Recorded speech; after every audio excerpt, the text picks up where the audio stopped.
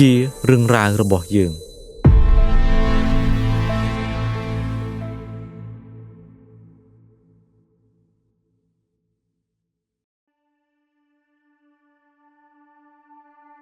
អង្គុយចុះ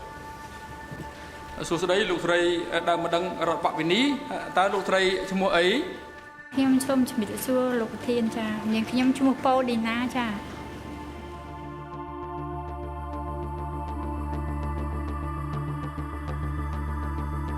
ហើយក៏ចេញមកអបអរសាទរកាលថានឹងឃើញសន្តិភាពហើយក៏ត្រេកអរខំលើកដៃជ័យយោសន្តិភាពអញ្ចឹងទៅចាមិននឹកស្មានតែវាមកធ្វើបាបដល់លោកលួយក្នុងគ្រួសាររបស់ខ្ញុំមានរឿងរ៉ាវដែលច្រើនកាត់ឡើងពេលថ្ងៃទី17មេសាហ្នឹងពួកខ្មែរក្រហមហ្នឹងចូលដល់ទីក្រុងភ្នំពេញមានសេចក្តីសុខក្រុមគ្រួសារអត់មានការលំបាកអ្វីទាំងអស់ការរស់នៅជីវភាពប្រចាំថ្ងៃក៏ល្អមេរៀនហើយរៀនបានតែដូចថាមិនចុកចង់យកដើមសង្គ្រាមមកដល់ណាអញ្ចឹងវាមិនអាចយើងមានលទ្ធភាពរៀនបានតទៅទៀតចូលសម័យប៉ុលពតហ្នឹងទៅក៏មានការលំបាកធ្ងន់ធ្ងរអញ្ចឹងណាចាភាពកក់ក្ដៅវាបាត់អស់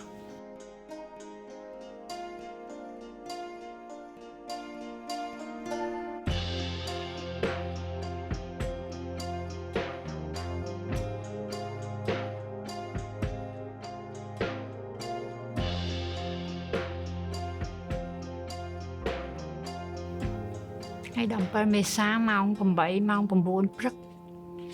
កងទ័ពខ្មែរក្រហមបានចូលលុកវាយរំដោះបាននៅទីក្រុងភ្នំពេញនៅមុខវាំងចាឡានកងទ័ពហ្នឹងឲ្យពេញមុខវាំងហ្នឹងហើយខ្ញុំក៏រស់នៅទឹកដីនោះដែរចាទីកន្លែងនោះខ្ញុំនៅកុកអាយូរ15ឆ្នាំហើយខ្ញុំបានដឹកដៃប្អូនខ្ញុំចូលផ្សារអស័យហើយខ្ញុំឃើញពួកខ្មែរក្រហមហ្នឹងចូលច្រើនណាស់ពេលហ្នឹងដែលខ្ញុំនៅក្មេងផងខ្ញុំអត់យល់ថាអ្វីពួកខ្មែរក្រហមដែលធ្វើបាបរាជនៅក្នុងទីក្រុង17មេសាហ្នឹងខ្ញុំឃើញវិជារថក្រោះចុះឡើងខ្ញុំឃើញអាខ្លះពាក់អាខ្លះលើកទង់ជ័យសហើយចឹងឃើញហើយខ្ញុំឃើញអ្នករបួសគេរុញចេញពីពេទ្យហើយខ្ញុំដឹងថាពេលហ្នឹងខ្មែរក្រហមចូលហើយខ្ញុំស្មានតែចូលហ្នឹងសន្តិភាពមែនគេថាឲ្យចេញ3ថ្ងៃទៅចាត់អាមេរិកកាំងទម្លាក់គ្រាប់បែកងាប់អស់បើអត់ចេញប្រចាត់អាមេរិកកាំងទម្លាក់គ្រាប់បែកចុះវាអាងអីអាងបាញ់ចោលហើយពួកខ្ញុំក៏សម្រេចចិត្តថានាំនេះចេញទៅតាមហើយខ្ញុំចេះឆ្ងល់ទៅតាមផ្លូវស្ងាត់អស់លីងស្ងាត់ឈឹងហ្មងប្រាប់វាត្រង់មកនឹងម្ចាស់ផ្ទះមែនថាមិនមែនម្ចាស់ផ្ទះទេអ្នកយាមផ្ទះឲ្យគេភូថាអញ្ចឹងហើយវាមិនជឿទេវាចាប់ប្តីខ្ញុំចងក្លាប់សេកចងនៅអសកដាលហ្នឹងដល់ចងអញ្ចឹងវាជាតែសួរថាគេសម្ងាត់មែនអីចឹងណាហើយថាមិនមែនទេព្រោះមិនមែនមិនក៏មានប្រដាប់ប្រដាធ្វើការមិនក៏ទំនើបអីចឹងណាចាដល់អញ្ចឹងវាក៏ដកស្វាយកភ្លើងនោះមកវាយក្បាលប្តីខ្ញុំចាពេលនោះ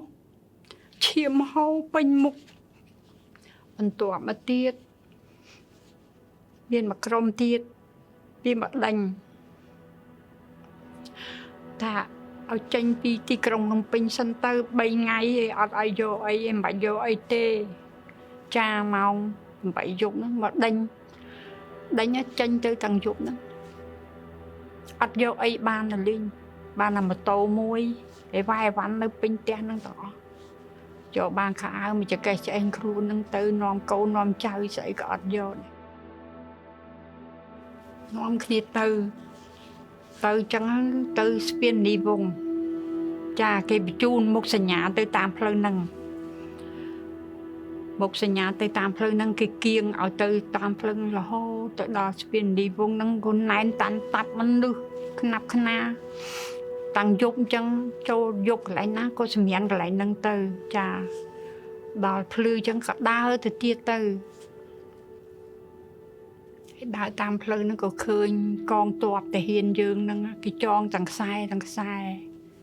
ហើយដើរតាមផ្លូវមិនមែនលះទេចាស់ពោះខ្ញុំកំពុងតែពោះធំចាញ់កូនមានអាកូន2ខួបនោះក៏ប៉អាពោះក៏ធំសាហាវណាស់មិនដែលជួបប្រទះទេតាំងពីតូចដល់ធំហើយខ្ញុំដើរទៅជាង20ថ្ងៃបានដល់ខេត្តតាកែវ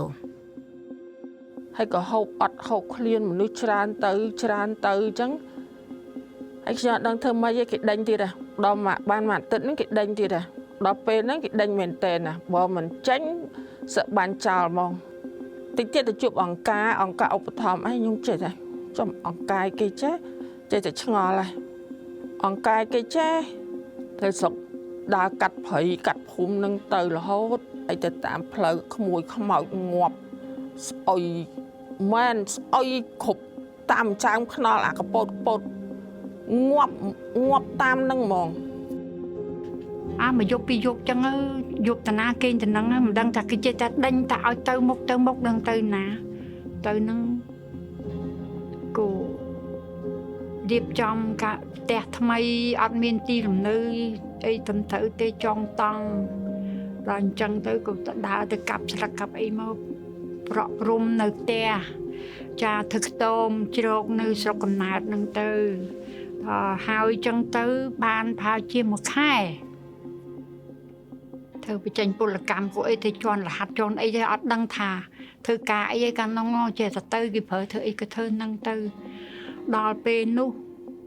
បានផាមួយខែគេមកកត់ឈ្មោះអ្នកថ្មីខ្ញុំអ្នកថ្មីនីតិក្រុងភ្នំពេញគេចលៀសហ្នឹងគេហៅអ្នកចលៀសហ្នឹងគេហៅអ្នកថ្មីអ្នក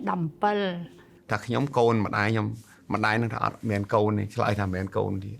កាលណាដឹងគេយកពូជពងយើងទាំងអស់យកមកដាក់នៅកន្លែងហ្នឹងគេឆាបជឿមកឆ្លើយថាមែនហើយ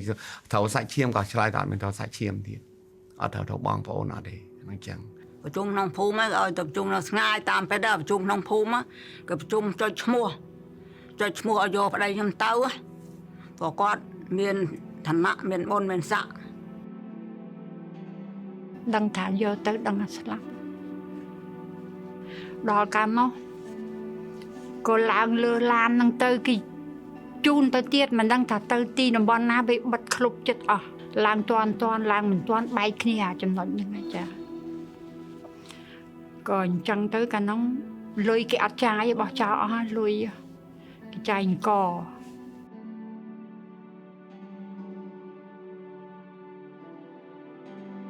កូនបងខ្ញុំហ្នឹងវាស្លាប់មួយខោនោះអាពតសម្លាប់ហ្នឹងមួយចាហើយបងខ្ញុំហ្នឹង2ប្តីខ្ញុំទៀតហើយអាក្មួយខ្ញុំទៀតទាំងអស់5នាក់យើង17មេសាជាពួកត្រៀមចាំថ្ងៃស្លាប់ឲ្យប្រជាពលរដ្ឋចេញសិនទៅគេរៀបក្រុងឲ្យស្អាតហើយចាំមកវិញគង់ឲ្យបានចូលវិញថាចឹងហើយក៏ជឿគេទៅមិនដឹងថា3ថ្ងៃ3ឆ្នាំ3ថ្ងៃ3ឆ្នាំ7ខែ7ថ្ងៃចឹងសោះចាអត់ដឹង